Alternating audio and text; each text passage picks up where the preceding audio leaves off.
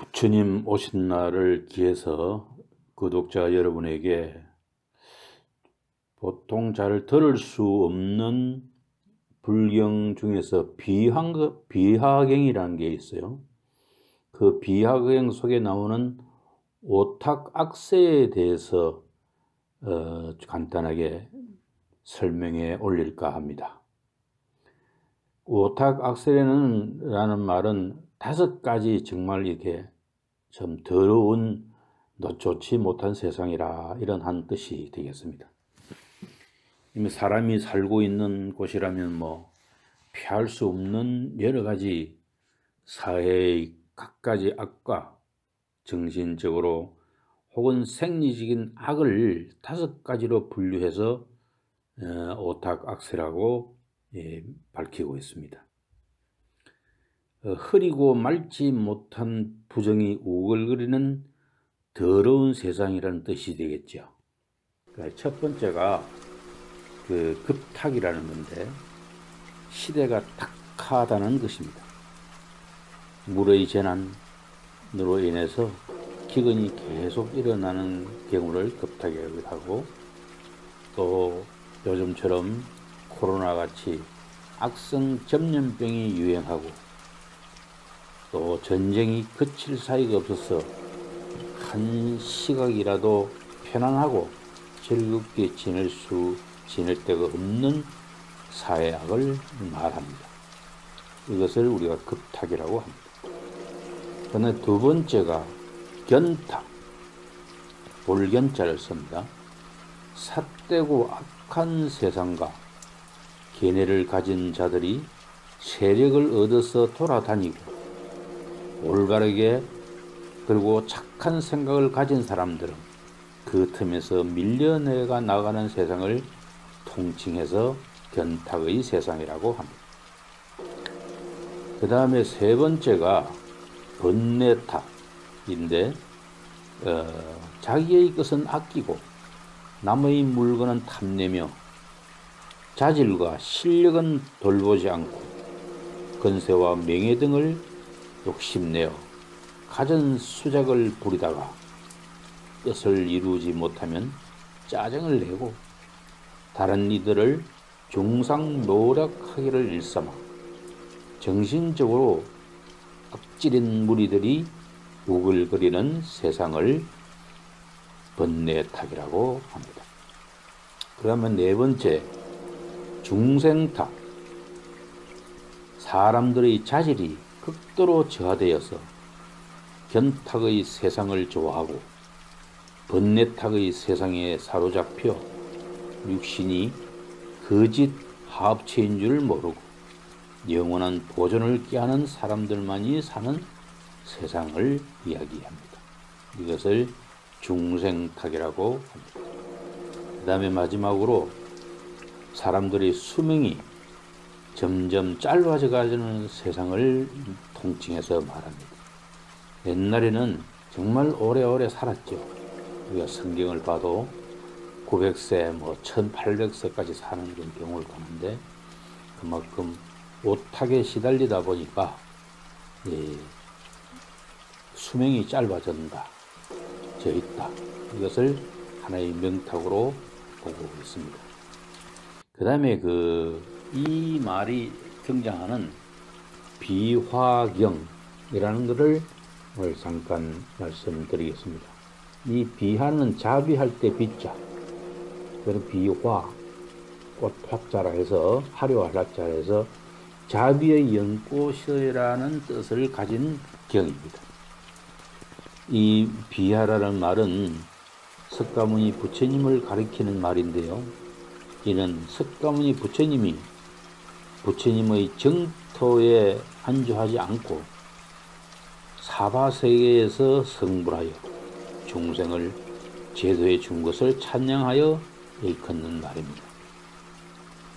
이 책은 10권으로 되어 있는 경인데 6개 품으로 되어 있으며 동본이역으로 여러 가지 번역한 경이 있었다고 저는 전해지나, 역자미상의 대성비 분타리경이라는 게 있는데, 이게 비화경과 함께 신수대장경 3권에 수록되어 있습니다. 그 내용을 한번 쭉 훑어보면 왕사성 기사굴상, 이건 잘 아시죠? 영축산이 있는 데서 부처님이 불도를 닦아서 부처가 되고자 하는 자는 괴로움에 시달리는 모든 중생들을 다 제도하겠다는 큰 자비심을 가지고 자기의 모든 것을 바쳐야 한다고 설해놓은 법문이 이 경입니다. 그 첫 번째 장에 전법륜품이라는 게 있는데, 여기에는 미륵보살을 위시한 1만 명의 보살들이 함께 모여 동남쪽을 향하여 나무 연화전부례란 연부를 하고 있는 장면이 나옵니다.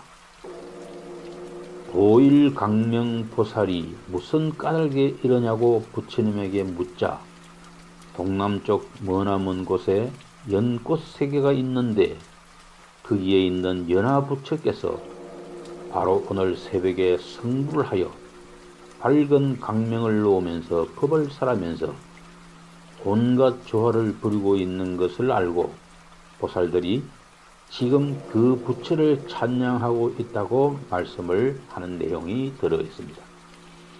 두 번째가 다리니품인데요. 여기는 연화부처의 전생 이야기가 나옵니다.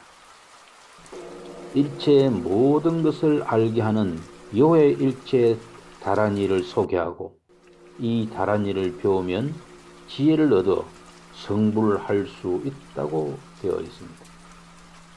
세 번째, 대사품에서는 남에게 자비를 베풀어 그들이 불도를 이루게 하는 것이 가장 큰 보시라고 말씀하는 장면이 등장합니다. 중생이 사는 세계에서도 보살행 이르면 누구나 성불할 수 있다는 것을 강조하는 것이죠. 그 다음에 네 번째, 제보살 본수기품에서는 여러 보살들이 성불할 것이라는 수기를 이미 전생에서 받았다는 것을 밝히고 무쟁념 대왕 등 왕족들이 수기를 받고 있습니다. 특히 왕의 서성인 보혜는 자기의 손이나 발, 코, 눈, 그리고 뼈까지도 달라는 중생이 있다면 서슴없이 바치겠다는 서원을 하는 감동적인 장면이 있습니다. 마지막으로, 마지막이 아닌가 보답니다. 제5 담바라 밀품이라는 게 있는데, 여기서는 큰 자비를 가진 보살들이 남들이 요구하는 모든 것을 다 주는 보시로서 부처가 된 사례를 말하고 대비보살이 닦아야 하는 숭엄 삼매, 보인 삼매, 사자유 삼매 등 108가지의 삼매를 설하는 장면이 나옵니다. 그 다음에 6번째, 입정삼매 문품에서는 석가모니 부처님이 3세 제불의 스승이 된다고 밝히면서 비화경을 설하는 석가모니 부처님께 시방의 부처님들이 2만 명의 보살들을 보내 법문을 듣게 한다고 말하고 있습니다. 이 비화경의 특징은 다른 정토 경전들과는 달리 예토성불, 그러니까 시방세계를 강조한 점입니다. 극락세계 장음 같은 정토의 공덕보다 예토, 곧 중생들의 실제 현시에서 부처가 되어야 한다는 점을 부각시켜 놓았습니다. 말하자면 예토 성불이 진정한 성불이라는 말을 강조하고 있는 경전입니다. 정토 삼부경인 무량수경, 간무량수경, 아미타경 등에서는 중생이 부처님 세계인 극락세계에 가서 태어난다는 왕생설을 강조하는데, 이 비화경에서는 극락세계로 가는 것이 아니라 사바세계, 곧 중생이 사는 이 세계에서 부처가 되어 중생들의 곁에서 불사를 짓고 교화해야 한다는 것을 강조하고 있는 게입니다. 다시 말하면 부처님의 세계를 따라 찾아가는 것이 아니라 중생들의 현실 그 자체를 부처의 세계가 되도록 바꾸어야 한다는 것입니다. 비록 중생이 사는 사바세계가 오탁악세이기는 하지만 석가모니 부처님을 본받아 보살 정신을 발휘 수행하면 누구나 성불하고 이 사바세계가 불국태고 된다고 강설하고 있습니다. 여러분, 조금 어렵긴 하지만 오늘 그래도 부처님 오신 날을 기념해서 이 경을 한번 올려보았고, 이 세상이 오탁악세에 젖어 있지만 우리 구독자 여러분들은 마음 정갈이 가지시고 행복하시고 그 다음에 건강하시기를 바랍니다. 감사합니다.